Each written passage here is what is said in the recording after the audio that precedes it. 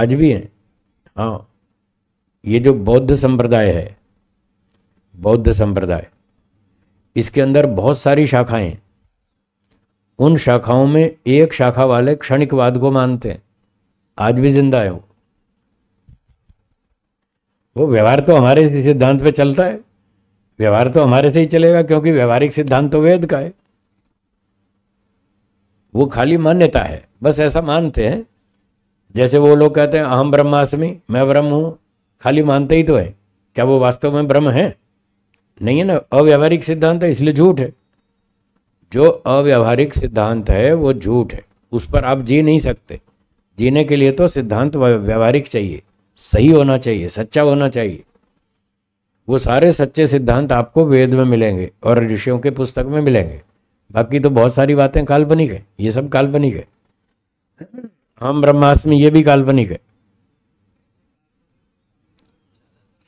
सैकड़ों सैकड़ों सिद्धांत है, और आज सारे संप्रदायों को देखें तो 3-4 हजार हो जाएंगे, हजारों की संख्या में। ये सब बिना सिर पैर की बातें कर रहे हैं, सब काल्पनिक बातों पर चल रहे हैं।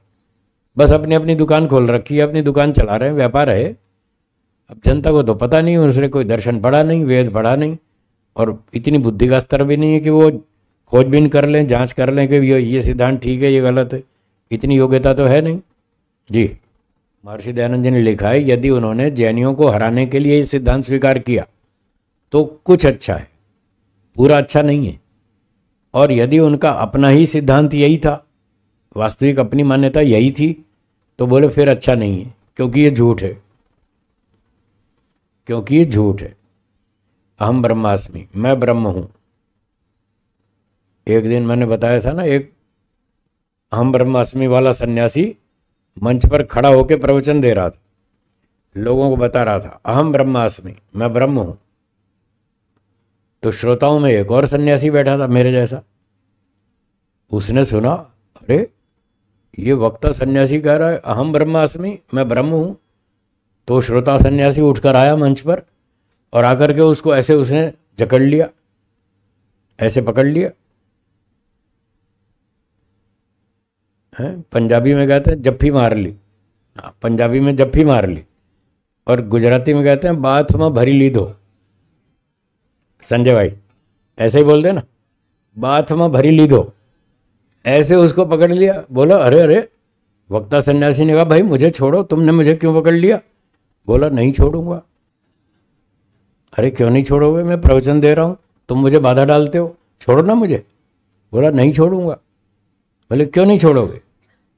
श्रोता सन्यासी ने कहा मैं 40 साल से ब्रह्म की खोज कर रहा हूं, आज मिल गया, आज नहीं छोड़ूंगा। आज नहीं छोड़ूंगा। तो जब वो फंस गया बेचारा वक्ता सन्यासी, ये तो इसने तो मुझे पकड़ लिया, छोड़ता ही नहीं। तो उसने कहा बाबा मैं ब्रह्म नहीं हूं, तू मेरा पीछा छोड़, मैं ब्रह्म नहीं हूं। तब उसको छुड़वाना पड़ा जैसे तैसे। अभी ठिकाने 10 सेकंड में दिमाग ठीक हो गया कि तू मेरा पीछा छोड़, मैं ब्रह्म नहीं हूं। तो ब्रह्म तो सारी दुनिया को बनाता है, चलाता है, सबका हिसाब रखता है, कर्मों का ठीक न्याय से फल देता है। ये है ब्रह्म के काम, उसकी योग्यता तो इतनी है। और तुम एक मक्खी की टांग नहीं बना सकते, कहते मैं ब्रह्म हूं। ब्रह्म तो लाखों करोड़ों प्राणियों की रचना करता है शरीर की, और आप एक मक्खी नहीं बना सकते, फिर कहते मैं ब्रह्म हूं। कहाँ के ब्रह्म? तो इसलिए सब झूठ है। ऐसी बहुत सारी, ये क्षणिकवाद भी झूठ है।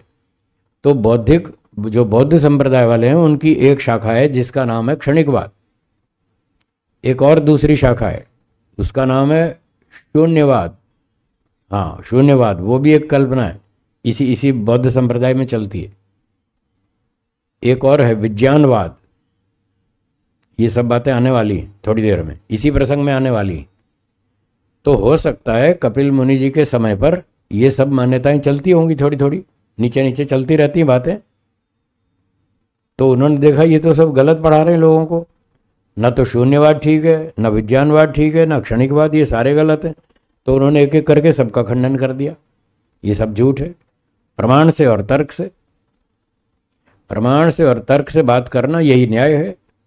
तो ऋषियों ने जहाँ भी कभी भी कुछ भी बोला, प्रमाण से और तर्क से बोला, इसलिए उनकी बातें सच्ची होती हैं, प्रामाणिक होती हैं, वो टिक जाती हैं।